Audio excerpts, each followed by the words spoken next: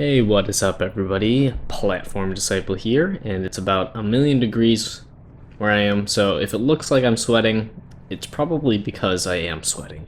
But anyways, a lot of you guys have been requesting that I make some strategy videos, or just reviewing the general strategy of Infinity Wars, or specific strategy, I don't know.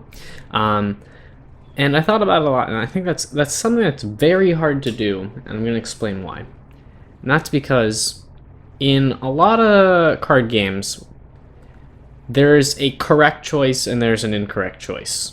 When you have a limited number of cards in your hand, like let's say you have 3 cards in your hand, there's a correct choice of which card to play and which card not to play. But Infinity Wars, because there are hidden actions, because you do not see what your opponent is doing, sometimes what might be, in theory, the best play will not be, because your opponent may do something unexpected. For example, let's just start with something very, very typical. Let's say your opponent has something real big out.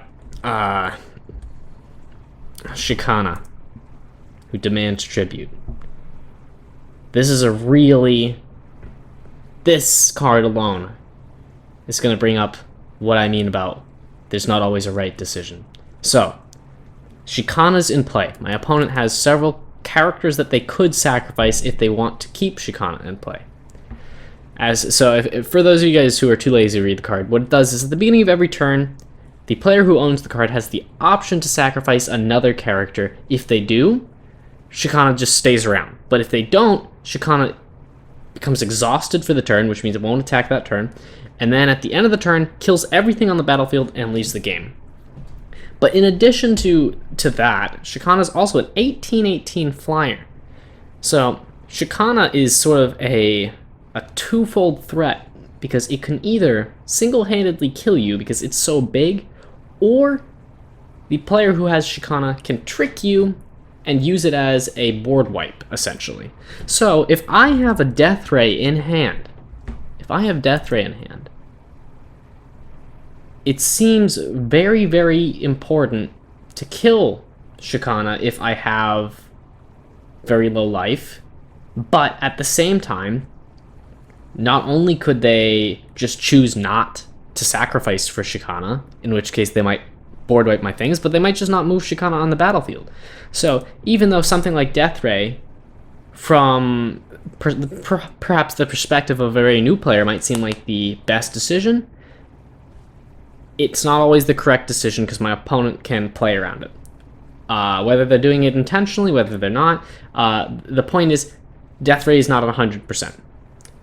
Now that I've covered that, I am actually going to try to make strategy videos for Infinity Wars, because clearly it's not just a brainless craziness. It's quite the opposite. The hidden actions actually add a whole new depth of skill level, including bluffing, just among other things. So we're going to start at the beginning, because I don't know if you've thought about this, but a lot of the strategy in trading card games like Infinity Wars, whether it's Hearthstone, Magic, Yu-Gi-Oh, Pokemon, you name it, whatever you're playing, a large part of the strategy begins before you actually start your match, and that's with deck building.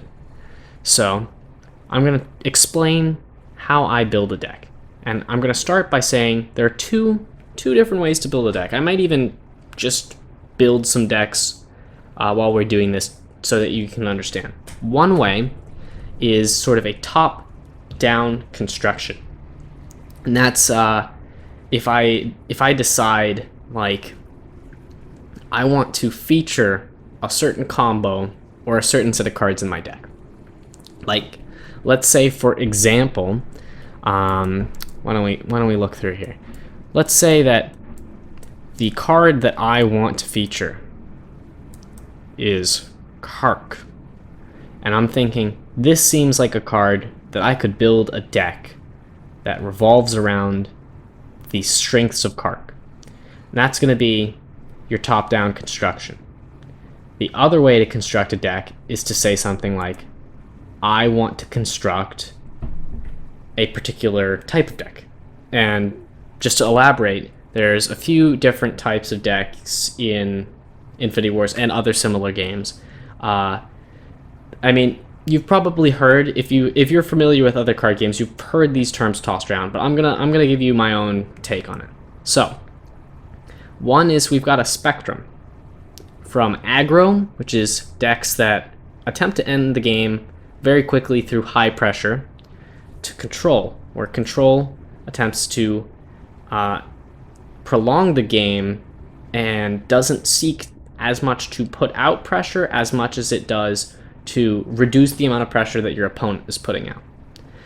So it's a spectrum, so you can have a super aggro deck or a super control deck, or you can have something in the middle. People call that mid-range generally, or you can have something like mid-range aggro or mid-range control. The point is that it's spectrum, and there's one way of building a deck is to say I want to build a control deck, and then I find all of my powerful control cards, which in Infinity Wars, if you want to build the best possible control deck you can, you're going to be in Veror, because Veror caters to prolonging the game with its intense control over the board, with its massive amount of removal. And you could also say to yourself, I want to build an aggro deck, and Flame Dawn, with its low-cost characters that have high power and charge, that's your aggro. Then there's another spectrum. So we've got aggro and control over here, and you're following somewhere on that line. We've also got, we'll make it, just visualize, imagine this. There's another axis where we've got sort of combo and what I would like to call good stuff. So combo is when you have cards that function extremely well with each other, in combination with each other, but might be a little lackluster in other situations. Some great examples of this in Infinity Wars would be the Veror Magic Siphoner, who is featured in the Tinker combo deck. Because Veror Magic Siphoner has terrible stats, but if you're playing a deck that focuses on sneaking him into the assault zone with something like Word of Command, making him unblockable via giving him flying with the Give the Man a Jetpack, or one of the free week decks that, if you've been playing for a while, maybe you've seen this, I think it's called Clear Shot or One Shot, uses the Sleepers card Fear to move all characters into the support zone, and then you can boost your Magic Siphoner out with Word of Command or something like that. Anyways, on the other side of the spectrum is good stuff, and that's super easy to explain. It's just I fill my deck with the cards that are most reliable at their mana cost in virtually all situations. And the cards are good in a vacuum. They stand alone, and you say this card's good. Whereas Magic Siphoner, if we go back to Magic Siphoner, if you take a look at this card, without looking at any other cards that you could combine with it, the card doesn't, it's lackluster. And you think, oh, well, this might have a lot of potential if I have certain cards with it, but otherwise it seems kind of meh. Whereas I feel like the number one example for a good stuff deck, Splitter Robot. This guy screams good stuff because he is just so much stats for his cost, and that's really what your good stuff decks are going to look at. And once again, that's a spectrum. So on the far end of combo, you have decks that completely fall apart if they lose a specific piece of their combo. Like one example of decks that I have, what was it called? Splat combo. Yeah, Splat combo. This deck, Splat combo, has zero win con other than its combo, which is you splat Vasir onto a character while that character is under the effect of Rite of Rage, making it very big. If someone right off the bat kills Vasir somehow before I use my combo, I lose. Or if they kill the character that I splatted Vasir onto that turn, like they just death ray it, I lose. That's the far end of combo. Combo decks are sometimes high risk, high reward. Sometimes they're not, but the point is that combo decks are reliant on certain combinations of your cards. I guess the way that you could test is your deck a combo deck or not is how much does something like a card like Purify, I think it's called, how much does this card destroy your deck if they take your combo piece out of your deck entirely? Does your deck still function? If it does not function at all, then you're playing a serious combo deck. And if you couldn't care less if your opponent plays Purify, you're probably playing a good stuff deck. And some of you might be thinking, oh well, there's other deck archetypes other than control, aggro, mid-range, or no, excuse me, good stuff and combo. There are things like tribal, like cards that all synergize with demons, like from the Exiles. Like we got, where is he?